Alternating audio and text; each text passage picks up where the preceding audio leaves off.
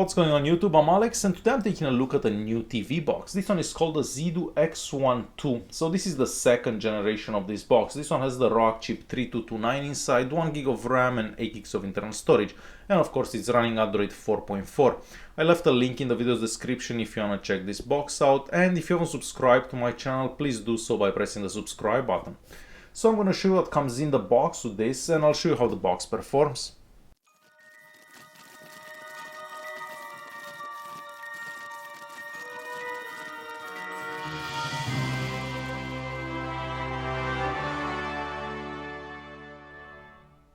The X12 comes in this box right here. It's finally a different box from all the other TV boxes.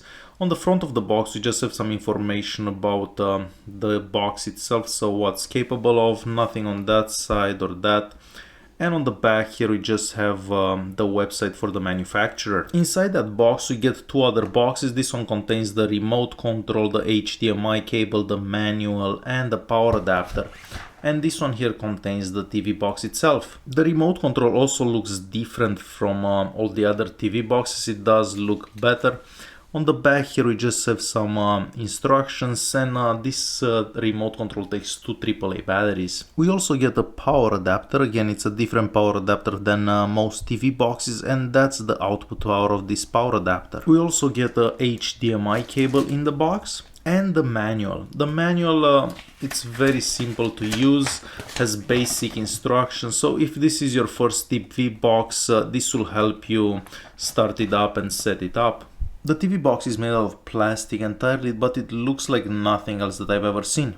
On the front we have an LED light, even though you cannot see that well right now. The back is also made out of plastic, and on the corners here we just have some rubberized material so the box doesn't slide. And lastly, on the back of the box we have the AV output, the HDMI, two USB ports, the Ethernet, and where the power adapter goes. But yes, this box looks definitely different than anything else that I've seen. So next I'm gonna go in front of the TV, we'll turn this on and we'll check it out. So I plugged in the box and we get a ZIDOO logo. And that's their animation. As soon as the box starts up, we get this launcher right here. So it does look nicer than any other TV box that we've seen. It looks more polished and like it has some work put into it. So first of all, I'm gonna press at about here, and here we see the model number, which is the X12, the available RAM, which is 1 gig, and 8 gigs of internal storage. And this box is also running Android 4.4.4. Let's start by going to apps, so we can see what apps the box comes pre-installed with. So first of all, we see the Play Store, so that's a really good thing to see. Something to do with the remote control, a shortcut key that's obviously on the remote, a tab for updates. What else do we see here? We see this Google search, the weather, and the file explorer.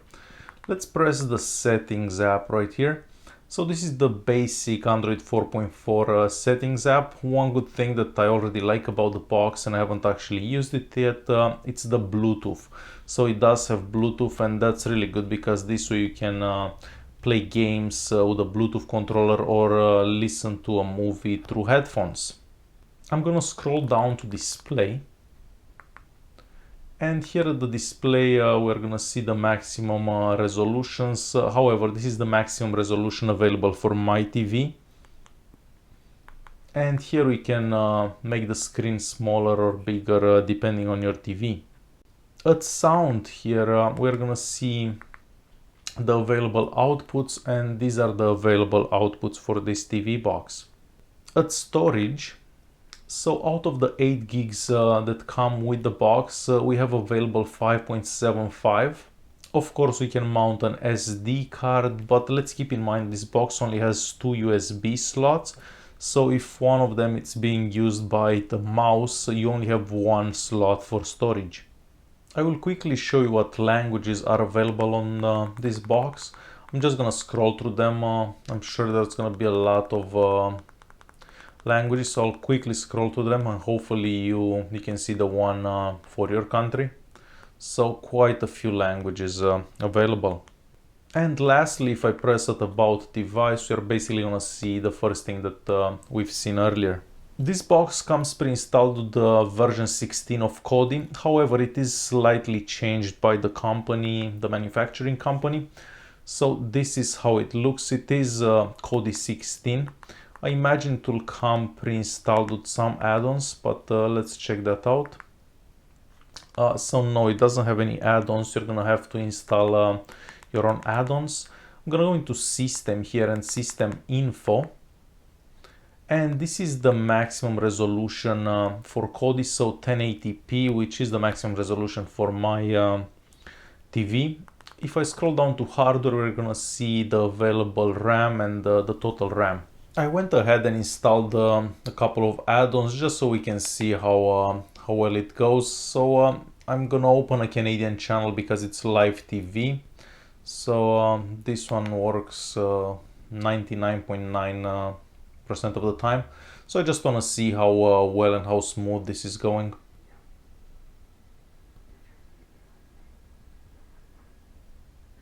So it took a couple of seconds for it to start, but as you can probably already see, it goes extremely smooth and nice. So we are back to the main launcher. At the bottom here, you don't see this bar, but you can actually pull up the home button, the multitasking, and this is really nice because some of these boxes don't have this option, and I find this a very convenient thing to have. The updates for this box are received wirelessly, but there is no update at the moment.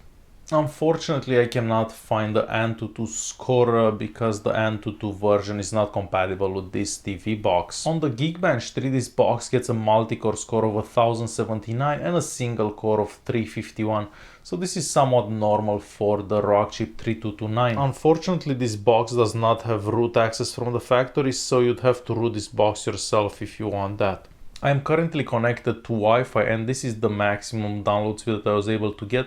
However, my connection is not the fastest, so this is a pretty normal speed for my internet connection. Keep in mind this box can only connect to the 2.4 GHz Wi-Fi band, so it does not have access to the 5 GHz bands. I'm currently playing Beach Buggy. I'm using a mouse. However, you can connect a Bluetooth controller for a better playing experience. So basically any game from the Play Store, it's gonna be able to be installed, and most of the games should be fine to be played on this box because the RK3229 it's a pretty decent processor. I have a USB stick connected to the box. It has a few video files so you can see how well they perform. So this is the file explorer. The first one here is a 4K video. So this one was filmed with a Note 5. I'm just gonna give it a second for it to load. RK3229 processors usually have no problem playing this file, and this one goes very smooth. Now the next one, it's a 10-bit 1080p file. If I try to play it with the native player that comes pre-installed on the box, it's not gonna work. So I will exit this and I will open the MX player. I have installed the MX player, and we'll open that file with the MX player. So I'll skip all these and I'll open the USB stick, and that's the file that wouldn't work on the native player. And unfortunately this file cannot seem to be able to be played onto this box. I'll try again the native player, but I'm highly doubted that it's gonna work. So yeah, this one, the 10-bit one, doesn't wanna work. I mean, we can hear the sound with the native player, but we can't see the picture. So yeah, this one unfortunately does not work. So moving on to the different file. So this one is at 720p. This one should start with no problems. And I'm just gonna skip forward.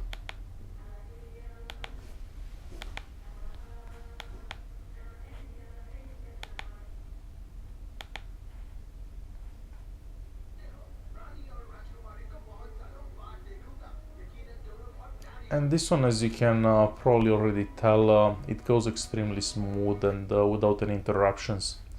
So this file works very good. The next one, it's a 1080p file. So we'll see how this one goes. And this one started very quick. I'm gonna skip forward a bit. And this one again seems to go quite good as well. So the only file that we had an issue with was this one, the 10-bit at 1080p. So we can hear the sound but not see the video. And with the MX player again doesn't work either. Now I have plugged in an external hard drive. It's a 500 gig hard drive.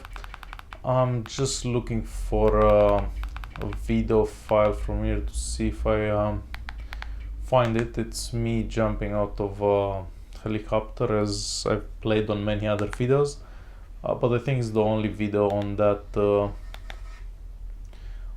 particular hard drive. So I just want to see how well it goes.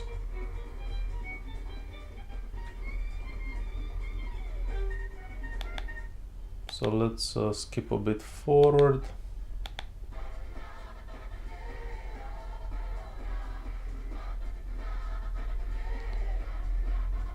And as you can see, it doesn't go that smooth. So yeah, reading from the hard drive may be a bit more difficult for this box. And since you're looking at the files that this box plays, I have an online streaming app.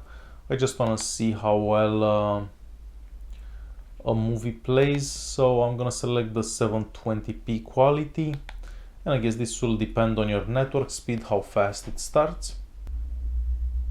And it seems that it already started, so I'm just gonna skip forward a bit so you can see some more movement. So online streaming seems to go quite well and quite smooth. However, this is gonna have a lot to do with your internet speed and your connection. So in order to conclude this video, this box seems to be more polished than most of these RK3229 boxes. My only concern was the external hard drive, which didn't seem to go that good with the box. I imagine if you get a hard drive that has its own power, that's gonna change, because I've noticed some of these boxes don't give enough power to that USB that you're using for the external hard drive. So if you have a hard drive that has its own power, I think this issue it's gonna be solved. Other than that, the box seems to go quite good. So again, I left a link in the video description if you want to check this box out. This is the power on off menu. So if I press the power off, it will give us 5 seconds and the box will turn off. Thanks for watching, and don't forget to subscribe.